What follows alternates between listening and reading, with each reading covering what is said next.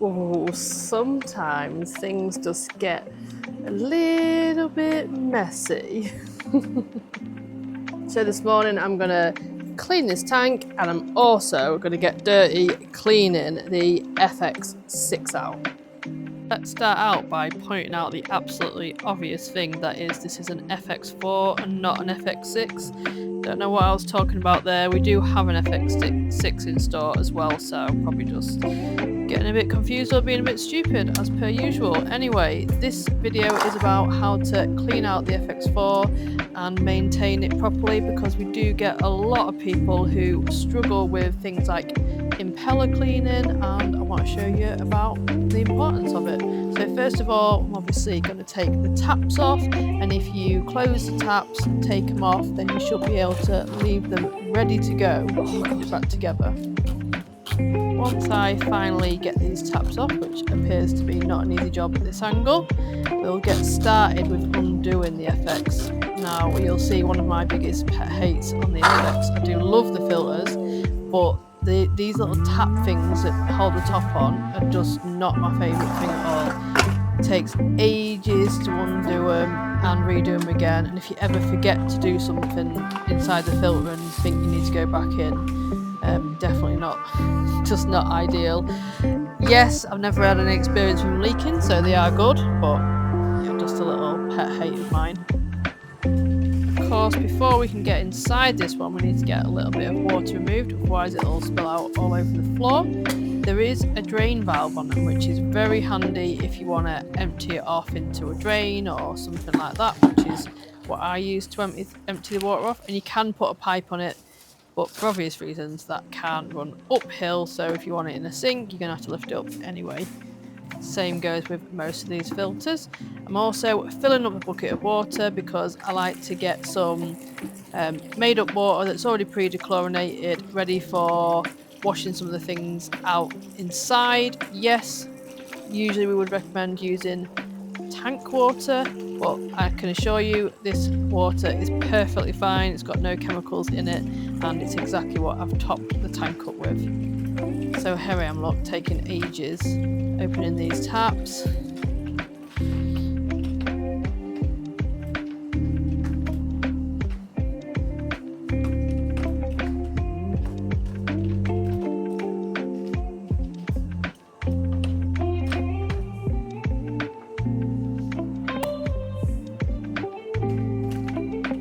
Finally, the lid is coming off, and this filter looks absolutely disgusting inside.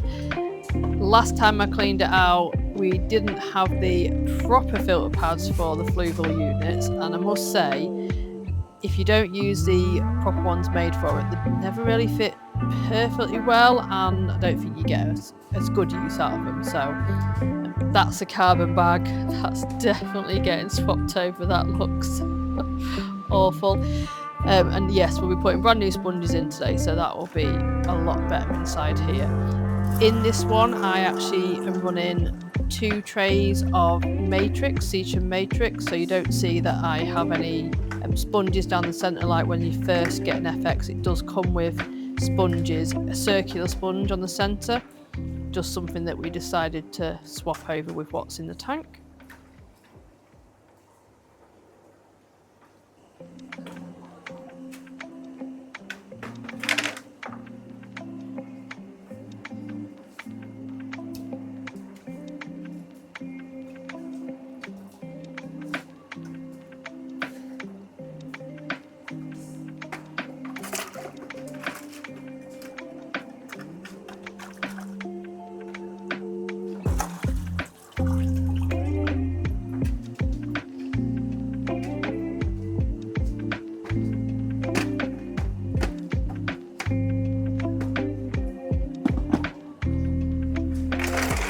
With this clean, I am actually rinsing out one set of the matrix, because on that top layer it does tend to get a little bit caked, and I really don't want them getting obstructed by all that. I'm going to empty out all the gross water out of this, refill it with some fresher water in a bit, and that's it. Nice and clean, and I always recommend doing that, especially if you've got things like a substrate of sand like we have. This tub was full of sand, and if that gets into your impeller, it doesn't do any good whatsoever. Let's get into cleaning the impeller now. A lot of people do not do this, and I must stress of how important it is. I hear all the time people say things like, oh, I didn't want to void the warranty, I didn't want to mess with that, I didn't want to do that sort of thing. The problem with it is if you do not maintain the impeller, the chances of your filter or whatever pump it is you've got surviving long term are very, very low. You'll always get a better running speed, you'll always get better quality of power if you keep these nicely maintained, and you don't have to pay a massive amount out when it breaks, because you've got, you know, all crap stuck in there basically. So this is definitely a money saving tip. Yeah, it takes a little bit of time, and it is annoying. Probably not as annoying as having to film this whole process do this voiceover, so trust me, it's worth it. This one's screwed on. It's the same on all the models pretty much, so you've got to unscrew 3 screws. Really easy to do. Make sure you don't lose them screws because you won't want to be not being able to put it back together. I'm sat on a handy piece of polystyrene, so I get to shove mine into that.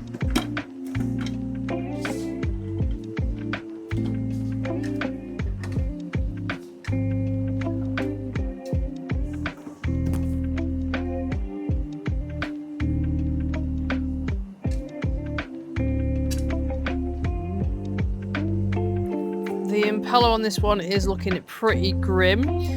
I think at some point it might be worth me soaking this one to get rid of some of the limescale, because I think this unit is probably going on 8 or 9 years old, so it's doing really, really well for its age, but I do think it needs a little bit more at some point. But for today, it's getting cleaned off in my handy bucket of water, and it should go back on fine and working. It's really important you pull the whole entire thing out to give it a proper clean. There's no use just cleaning around the top of it, because it's really them little bits of dirt and grit that get stuck on the magnet part that are going to cause you the most damage. And once you get damage on this and it starts to swell, then obviously potentially you can break your motor. Always check that the magnet is sturdy with the top. Not the same for other models of impellers, so look out for information on that instead of this one. This is for the FX only, but yeah, the impeller is completely fused to the magnet part, so make sure that's as it should be. I always want to wipe out the inside of this as well, because that's where you're going to get other bits of dirt and grime stuck. I would say especially so in the FX, because it's right at the bottom here. If you have, like I say, with the sand, loads of sand getting in the box itself, it's going to find its way into that impeller at some point, and you really want it to be fully cleaned out.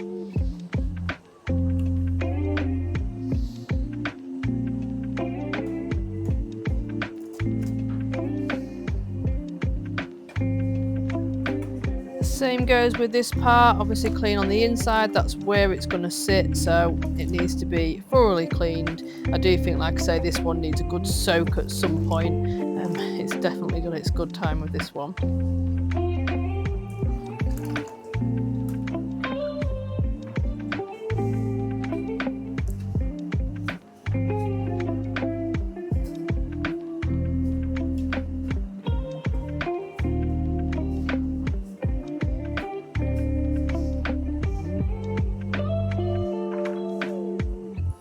Once that's all done, just put it all back together in the reverse of what you did. So don't forget to put both rubber grommet in the bottom, rubber grommet on the top, and the impeller shaft down the centre. And then when you go to place this back on the unit, make sure that rubber grommet lines up with the hole on the unit.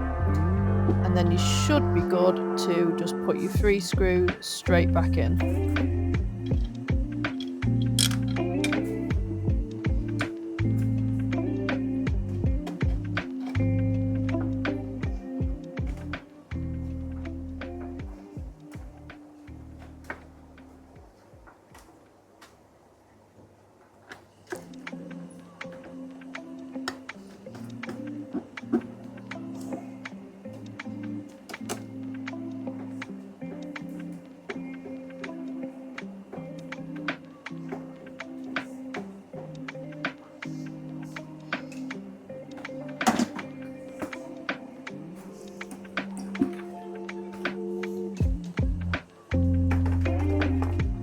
Now's the time to get these trays thoroughly cleaned out, and I do wash out the actual tray itself under the tap with no media in it at all, so just the plastic, because you get all these little bits of grime and dirt stuck in the tray. This one where I'm not rinsing out the matrix, so I'm leaving it in the tray. Obviously I can't take it to sink, so I'm just going to give it a little once over, squeezing through it to make sure there's no big chunks of dirt.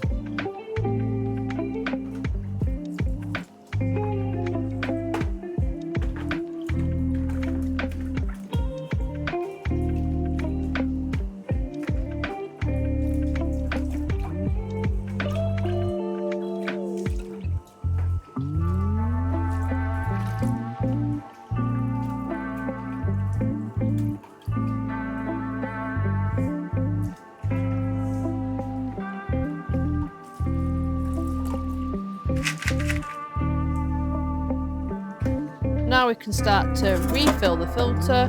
So that one's going in the bottom, and then I'm going to put them fresh sponges in, as you'll see in a moment.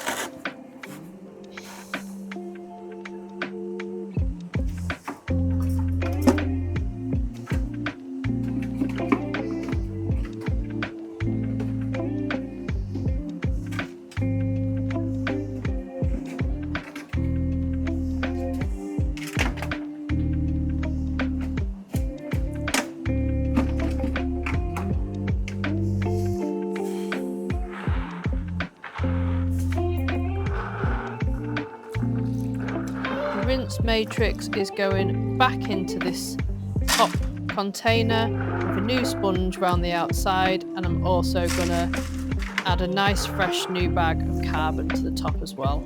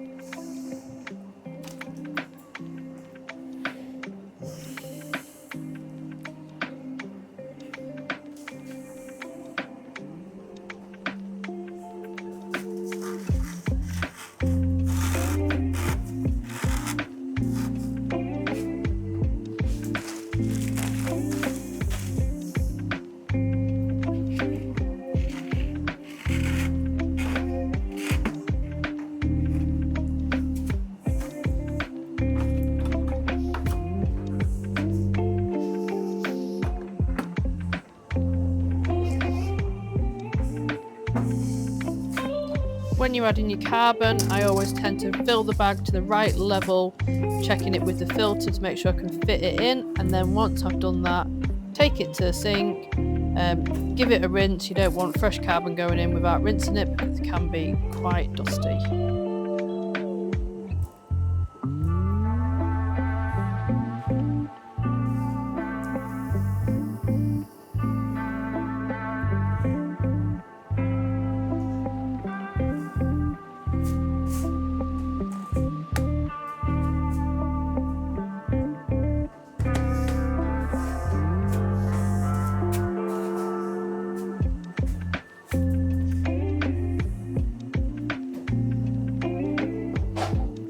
That's the inside of the filter finished, and now I'm refilling water into the tub. I'm using that same water I used earlier, which is pre-dechlorinated and at the right temperature, ready to go in the tank. When I'm out on other jobs and I'm not back at the shop where I've got this hose pipe on hand, there's another way of refilling which is very, very easy, which you guys might want to use, and that would be to replace the lid with the entire tub empty.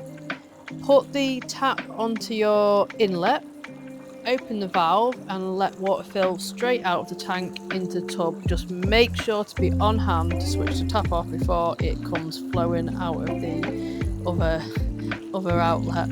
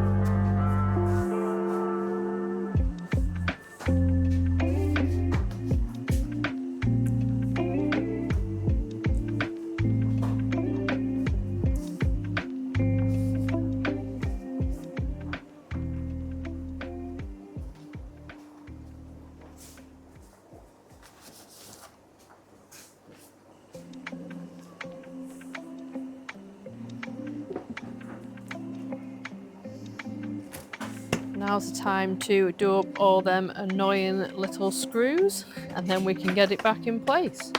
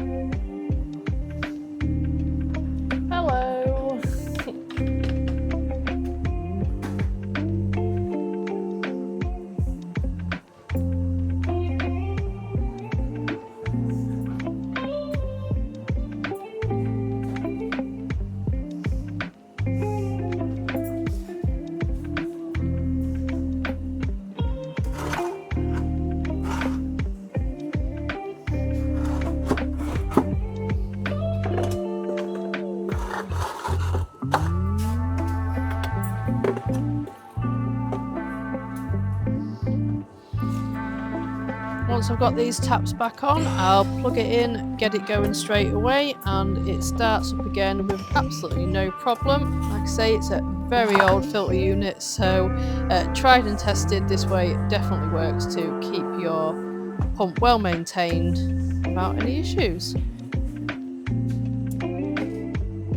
I'm going to be doing a few different videos about different pumps and filters, how to clean and maintain them, so follow along and subscribe if you want to see more.